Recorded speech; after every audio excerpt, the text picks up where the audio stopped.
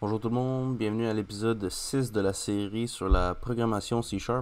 Aujourd'hui, on va parler de la classe math qui est inclue dans C# et qui permet de faire des opérations sur les nombres. Euh, Comme on avait vu la méthode round à l'épisode, je pense, où on faisait du typecasting avec des doubles et des int.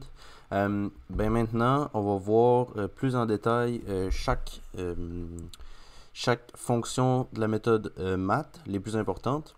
Donc, on peut commencer tout de suite. Première chose qu'on va faire, juste comme rappel, ça serait notre exemple avec les doubles qu'on avait fait. Donc, par exemple, je veux arrondir un nombre. Donc, je pourrais faire math pour arrondir. Donc, après avoir passé sur math, on fait point et on voit toutes les fonctions. Donc, il y en a vraiment beaucoup, mais on va commencer par la math round.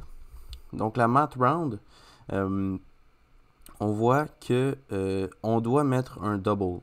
Donc, si on vient mettre notre souris au-dessus du round, on peut voir que il prend un double. Donc, le double qu'on va mettre dans notre situation, on va mettre des décimales juste pour voir mieux l'exemple. Donc, ça serait double 1. Puis, en deuxième paramètre, on spécifie le nombre de digits. Donc, les digits, c'est le nombre de 0, le nombre de décimales après la virgule. Donc, si on met 0, on va sortir avec 3 points, seulement 3 en fait. Ouais. Donc, on peut l'essayer tout de suite. Donc, comme vous voyez, on a 3.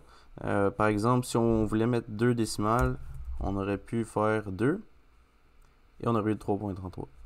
Donc, ça, c'est quelque chose d'assez basic, math.round. Maintenant, par exemple, on se disait, ok, on va se faire un autre int, 2 égale 8, par exemple. On pourrait aussi faire, par exemple, si on voulait savoir la valeur maximum dans un set de données, par exemple, on pourrait mettre int 1, int 2. Puis ça serait nous retourner la valeur maximum dans la fonction. Donc, entre 4 et 8, bien sûr, ça va être 8, mais on peut essayer. Donc, ça nous retourne 8 dans la méthode. Et on peut faire la même chose avec la fonction min. Donc, min, math.min, qui va nous retourner 4, donc le nombre le plus petit. Donc, on a 4 ici. Donc, ça, c'est assez simple. Par la suite, on peut faire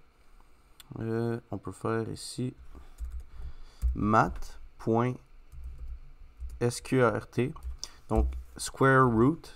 SQRT est pour square root, qui va faire la racine carrée dans le fond du nombre. Donc, la racine carrée, c'est un nombre qui se multiplie par lui-même qui donne ce nombre-là.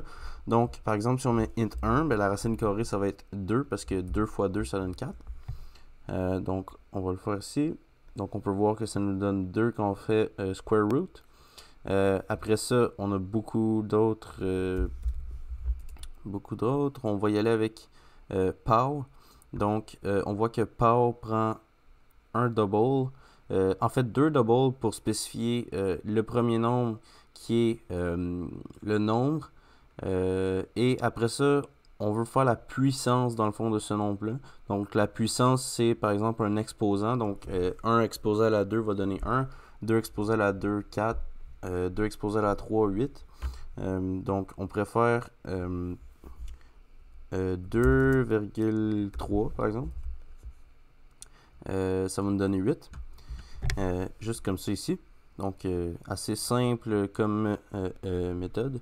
Parce que c'est comme si on faisait, dans le fond, 2 fois 2 fois 2. 2 fois 2, ça donne 4. 4 fois 2, ça donne 8. Donc, ça, c'est la fonction math.power qui permet d'exercer une puissance. On peut par la suite utiliser math.abs. Math.abs qui signifie valeur absolue. Donc, retourne la valeur absolue d'un entier signé. dans le fond, la valeur absolue, c'est la valeur positive de n'importe quel nombre. Donc, si on met moins 99, ben, on va avoir 99, comme on voit ici. Donc, la valeur absolue. Si on met juste 99, ben, on va avoir 99. Donc, 99. Donc, plein de petites méthodes comme ça. Le math round, qu'est-ce qu'on pourrait voir d'autre? On aurait... là, on a des fonctions trigonométriques si ça vous intéresse, mais je pense que pour le but de notre séance, on va pas rentrer là-dedans.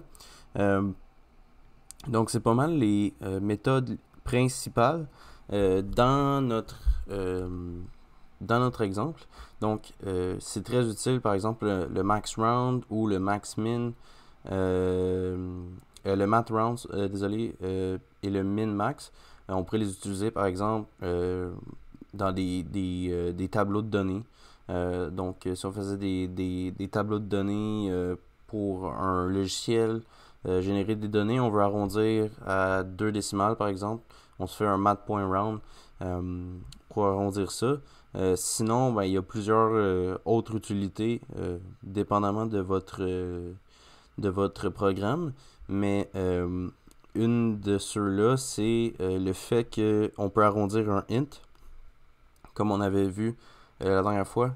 Si on a un int, si on veut arrondir un double, si on veut transformer un double en int, puis qu'on veut garder sa valeur d'arrondissement, donc si, par exemple, on met 3.6 et on le transforme en int, ça va l'arrondir à 3.